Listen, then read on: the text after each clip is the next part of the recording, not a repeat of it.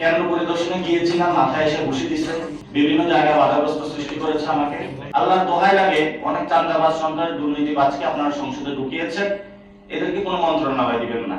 একজন মহিলা, তার বয়স 90 এর উপরে, সে সাভার থেকে আমাকে ভোট দিতে এসেছিল, কথা বলতে পারে না, একজন ক্যান্সারের রোগী ভোট দিতে এসেছিল। কিন্তু এই মানুষের ভোটগুলো হলো তারা চুরি করেছে। প্রতিদিনের ইফতারে চাই স্বাস্থ্যসম্মত ও মচমচে রুচি মুড়ি।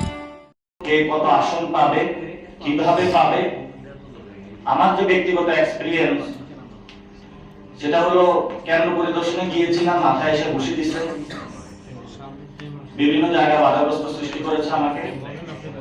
তারপরে হলো সন্ধ্যার পরে একসাথে আমাদের 97 কেন্দ্রে তারা একসাথে অ্যাটাক দিয়েছে এবং আমাদের সবাইকে নাজেহাল বানিয়ে দিয়েছে। তো যেটা বাংলাদেশে হচ্ছে, এটা কর্পোরেট সিস্টেমে একটা ইলেকশন, অর্থাৎ আপনার কাছে 1000 কোটি টাকা থাকবে, আপনি চাঁদাবাজি সন্ত্রাসী দুর্নীতি করবেন, টাকা কামাবেন 5 বছর, মানুষের উপর অত্যাচার করবেন, তারপরে সবার সামনে আল্লামা হিসেবে উপস্থিত হবেন, হয়ে বলবেন আমাকে ভোট দাও।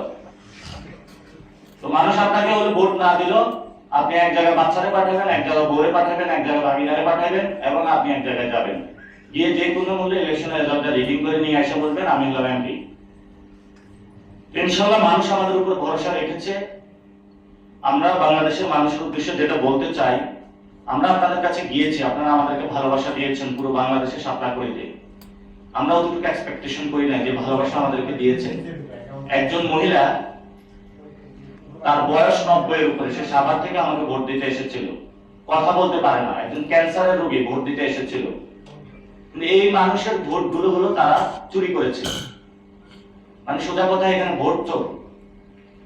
একটা ভোট চোর যদি পার্লামেন্টে যায়, সে তো জনগণের পকেটের টাকা চুরি করবে, ব্যবসায়িক টাকা চুরি করবে, এমন কোন জায়গা না যেখানে হলো সে হাত বসাবে না। ভোট চোর তো আছে, এখন হলো চোর দয়। এটা আরো বললে ত্রিপল আরো বাড়ানো যায়, ভাগিনা, একদম পুরো একটা গোষ্ঠী শব্দ হলো ভোট চোর। এই পরিস্থিতির মধ্যে দিয়ে যাচ্ছে, কিন্তু যেটা বাজের অভিজ্ঞতা হলো ইয়াং জেনারেশনের, তারা তো কেন্দ্র ছিল, তারা দেখেছে কিভাবে হলো বাংলাদেশে ভোট চুরি হয়েছে। তো আপনারা সাংবাদিক ভাইরা যারা আছেন, আগেও আপনাদের সাথে আমার নির্বাচন কমিশন এখানে বারবার কথা হয়েছে যে বাংলাদেশে ইলেকশন যে সিস্টেমটা আছে, এটা টোটালি এটা একটা করাপ্টেড সিস্টেম। যে সিস্টেমের মধ্যে আপনার অনেক টাকা প্রয়োজন হবে, এই টাকাগুলো হলো জনগণের পকেটের টাকা। এই পরিস্থিতি আসলে বাংলাদেশে চলতে দেওয়া যাবে না। যারা নির্বাচনটা করেছেন, আল্লাহর দোহাই লাগে, অনেক চাঁদাবাজ সন্ত্রাস দুর্নীতিবাজকে আপনারা সংসদে ঢুকিয়েছেন, এদেরকে কোনো মন্ত্রণালয় দিবেন না। যতটুকু হয়েছে ততটুকু সীমাবদ্ধ থাকেন। চুরি করেছেন, সেটা চুরি করতে যাবেন না। এখন আমরা বিভিন্ন জায়গায় শুনতেছি, কেউ যোগাযোগ মন্ত্রণালয়, কেউ ওই মন্ত্রণালয়, কেউ গৃহায়ণ মন্ত্রণালয়। আগে যা গণপূর্ত মন্ত্রণালয় চুরি হয়েছে সেগুলোর আমরা হিসাব পাইনি, আগে যা দুর্নীতি হয়েছে সেগুলোর আমরা হিসাব পাইনি। তো মানুষ আমাদেরকে ভালোবাসা দেখিয়েছে, আমরা আগামীতে প্ল্যান করেছি যে মানুষের কাছে যাব, আমরা আরো কষ্ট করবো বেশি।